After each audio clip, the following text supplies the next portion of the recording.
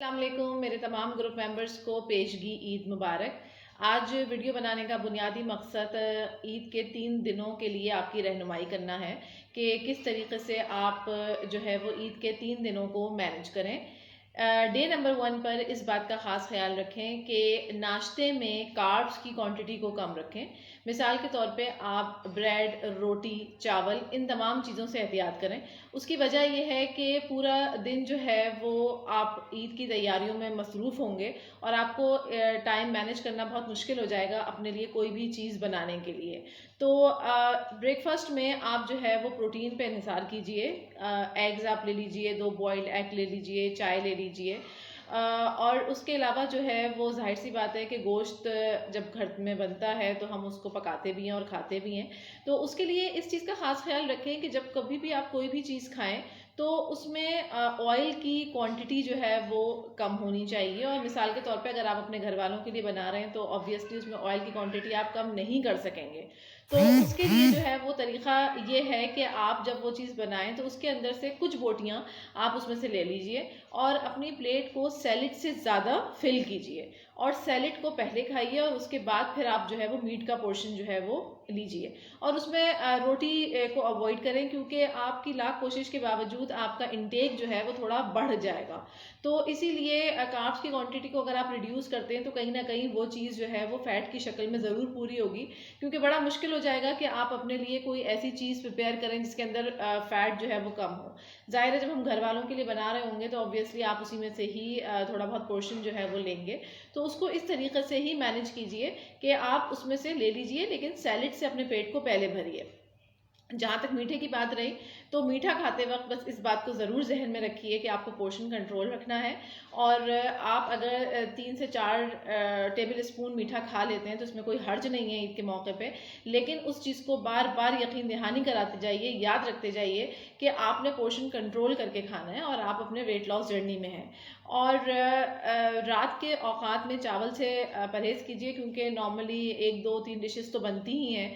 तो उसमें जो ग्रिल्ड आइटम है उनको लीजिए। चावल भी आप लीजिए लेकिन चावल अगर आप 4 टेबल स्पून ले लेते हैं तो वो आपके लिए अलाउड है, लेकिन ज़्यादा पोर्शन अपना मीट से फिल कीजिए, प्रोटीन से फिल कीजिए।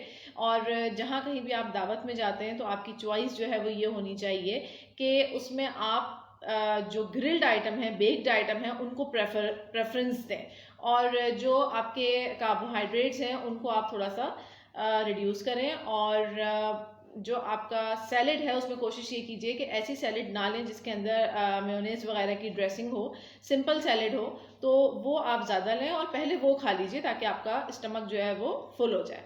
दूसरी चीज़ ये कि हम कलेजी लोगों के घरों में ज़रूर बनती है, तो उसके लिए एक आप लोगों को कहना यह है कि कलेजी को 1 दफ़ा 2 दफ़ा उबाल के उसका पानी ज़रूर फेंक दीजिए ताकि उसके अंदर थोड़ा कोलेस्ट्रॉल की कमी हो जाए। और उसके बाद बेशक आप उसको कलेजी को खाइए, लेकिन जस्ट रिमेंबर कि आपको हर चीज़ पोर्शन कंट्रोल में खानी है। अदरवाइज आपका पेट ख़राब होने के चांसेस जो है वो ज़्यादा होते हैं, क्योंकि जब आप पोर्शन कंट्रोल में खाते हैं और एकदम से आप चीज़ ज़्यादा इंटेक लेने लग जाते हैं किसी भी चीज़ की, तो फिर वो आपके डाइजेस्टिव सिस्टम पर असरअंदाज होती है। तो बिल्कुल खाइए, लेकिन अपने खानों के दरमियान गैप को ज़रूर याद रखिए कि आपने कोई चीज़ अगर अभी खाई है तो उसके थोड़ी देर के बाद उस चीज़ को लीजिए। एक साथ सारी चीज़ों को लेने की ज़रूरत नहीं है और भूखा रहने की बिल्कुल ज़रूरत नहीं है, क्योंकि अल्टीमेटली क्या होगा कि अगर आप पूरे दिन भूखा रहेंगे तो रात में फिर आप जितना आप खाते हैं उससे आप ज़्यादा खाने लग जाएंगे। तो इसलिए बेहतर ये है कि अपने आप को रिस्ट्रिक्ट नहीं कीजिए इतना कि मुझे कुछ नहीं खाना है, ऐसा कुछ भी नहीं है। मैंने आपको बताया कि आप 4 से 5 टेबल स्पून मीठा भी खा सकते हैं और इसके अलावा जो है वो आप चावल भी खा सकते हैं, लेकिन पोर्शन कंट्रोल जो है वो बहुत ज़रूरी होता है। और लिमिट बस आपने कार्बोहाइड्रेट्स को लिमिट करना है। आप अगर तिक्का भी खा रहे हैं तो आप रोटी को अवॉइड कर लें, इसलिए कि कहीं ना कहीं आपके कार्बोहाइड्रेट्स जो है वो कवर हो ही जाएंगे। और तिक्के की बोटियां खाने में कोई कबाहत नहीं है, बस ये है कि जो भी आपका मीट हो वो लीन मीट हो, उसके अंदर चर्बी जो है वो ज़्यादा ना लगी हुई हो, तो वो आपको जो है वो नुकसान नहीं पहुंचाएगा। और don't forget to take the green tea before bed, going to bed, ताकि आपका जो कुछ भी आपने फैट इनटेक किया है तो थोड़ा बहुत आपका वो फैट जो है वो डाइजेस्ट हो जाए। तो ग्रीन टी जो है वो ज़रूर खाने के बाद जो है सोने से पहले ज़रूर ले लीजिएगा।